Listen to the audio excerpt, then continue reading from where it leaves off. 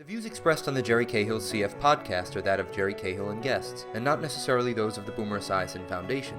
Nothing on the Jerry Cahill CF podcast should be considered medical advice. Such advice can only be given by a physician who is experienced with cystic fibrosis. The Boomer Esiason Foundation, Jerry Cahill and guests cannot be held responsible for any damage which may result from using the information on this podcast without the permission of your medical doctor.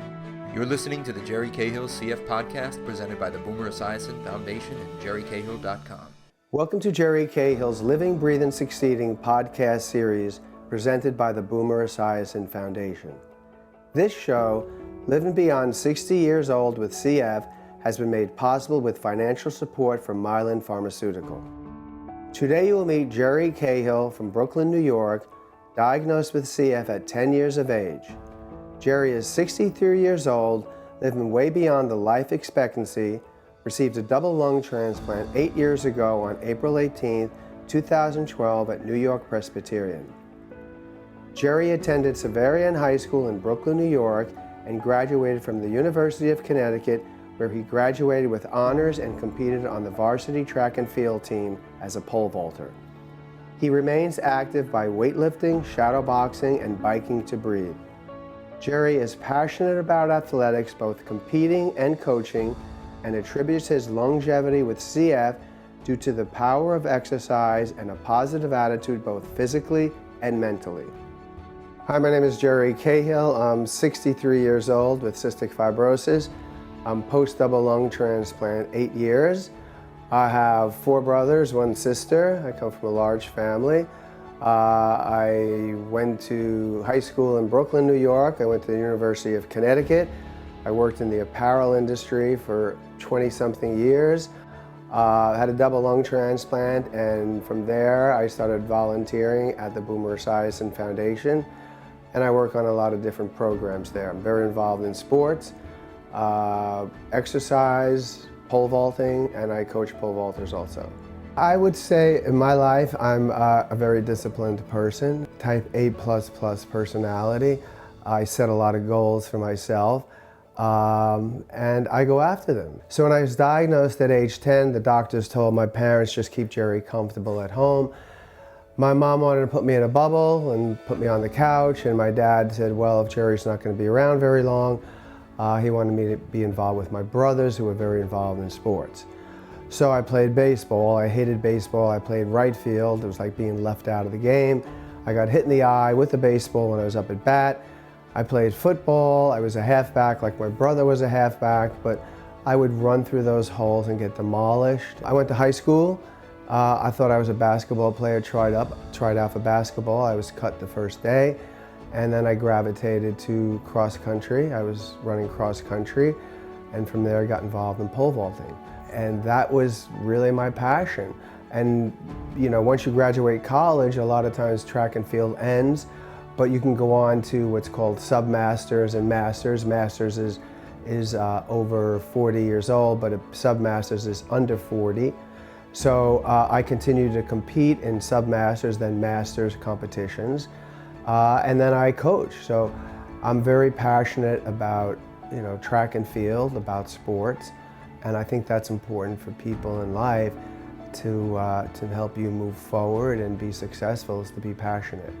After high school and college, I went on to the career world, and you know, CF was never an obstacle, or I didn't let it become an obstacle. So I went into the career world, and I was in the apparel industry, did quite well, was very successful, but after working there a year, that's when I first started to get sick, and I would travel with the IVs. So really back then, or well, still today, you had these little bubbles, or intimates, I think they were called. But the medication would self-infuse, like in a balloon, and I would just travel having these, and I'd be in the showroom having meetings, but they would be in my shirt and under my, you know, my suit jacket, and nobody ever really knew. But I kept it private. It didn't get in the way of me doing my job, and I didn't feel that it was something to be talking about, or it didn't want people to think differently of me. So I didn't tell people. I did my job. I did quite well. I had a lot of promotions. I left the company as vice president of sales. I just love to live and to do things, to be involved with people and projects, and that's what's important to me, and that's what motivates me on a daily basis. To see a young girl or boy that I'm coaching at high school, to see the joy and the smile on their face when they have a personal record, or they win a track meet, or they go off to college and they're competing, and that's what gets me up in the morning. They help keep me young, and I think that being that young and kind of funny and silly is a great way to stay healthy also. They teach me about music, they teach me how to use my phone half the time. That's what I look forward to after transplant. My biggest concern was really making sure that my athletes were taken care of and they were coached and trained properly. And even when I was in the hospital for my liver issues, the main concern was I had to get back and coach my kids. I call them my kids. And people said to me, "How many kids do you have?" And I said, "Oh, I have 12. And they're like, "You have 12 kids?" I'm like, "No, they're not my kids, like kids. They're like my athletes," yeah. Reinvention is a big word to me. I think everything in life, everything that you do in life, at some point you have to reinvent yourself. And that's how you move forward, that's how you stay positive. I don't sit back and say, "Oh yeah, I used to run marathons and I did this and I did that," because it's not really that important anymore. I did it, it was great, it was fun, and now I move forward. And after transplant, I had to move forward again, and I volunteer now. Would I rather be back in the career world working? Yeah, but is that going to serve me well with my transplant? No, I'd probably get sick pretty quickly. So I guess my biggest thing in life is about being passionate and about reinventing yourself so you can move forward and take each day as it comes.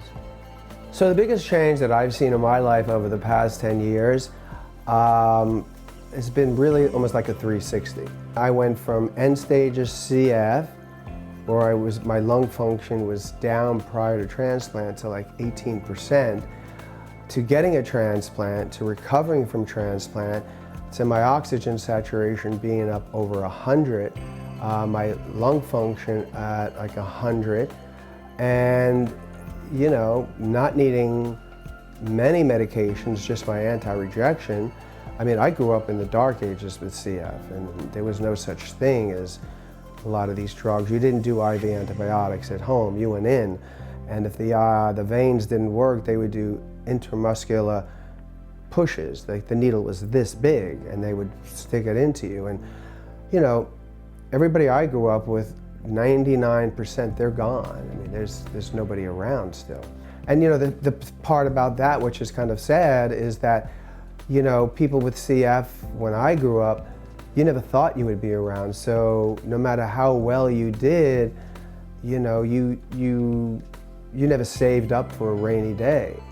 Had a great job, great career, but it was funny money. You spent it. You didn't say, "Oh, I've got to save up for getting married, a family, buying a house," because you never thought you were going to be around. It changes who you are through your life. If I had have known back then that I'll still be here at 63, I'd be really pretty well off and I'd probably have a nice big house and X, Y, and Z.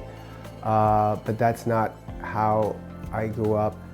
The mental state I grew up in, it was like, you're not going to be around very long.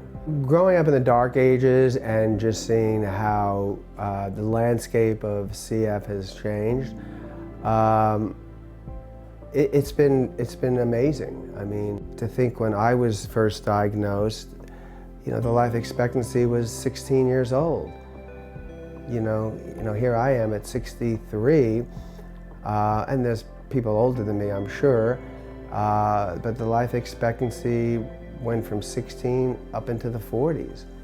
I mean, that's mind-boggling. I mean, that's all due to research, modern technology, people doing more exercise, being more compliant. So I've seen dramatic changes, and all for the better.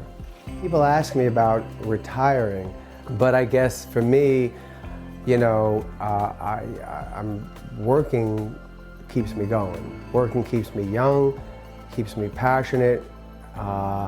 So, I mean, I'll continue working and go working and working and working unless, something with my health gets in the way, but it's gotten in the way before, and I keep going. And I guess at some point I'll just, won't retire, but I'll just kind of drift off into the sunset. And it'll be a beautiful day, a beautiful sunset.